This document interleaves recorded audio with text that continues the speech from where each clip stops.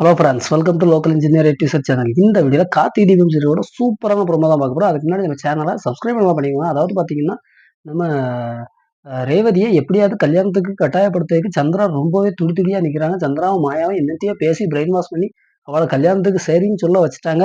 ஆனா அந்த நேரத்துல பார்த்தீங்கன்னா, நம்ம கார்த்திகை காப்பாத்த போய் நர்ஸுக்கு அடிபட்டு அவ வந்து ரத்த வெள்ளத்துல மிதக்குறாங்க. அவங்கள ஹாஸ்பிட்டல் தூக்கிட்டு போவையா, இல்ல கல்யாணத்த நிப்பாட்டையான்னு தெரியாம கார்த்திக் ரொம்பவே குழம்பிட்டாரு. இதனால சாமுண்டீஸ்வரிய நீங்க மண்டபத்துக்கு போய் நிப்பாட்டுங்க. நான் இங்க ஆஸ்பத்திரியில போயிடுறேன் அப்படின்னு சொல்லிட்டு மாட்டியிருந்தாரு.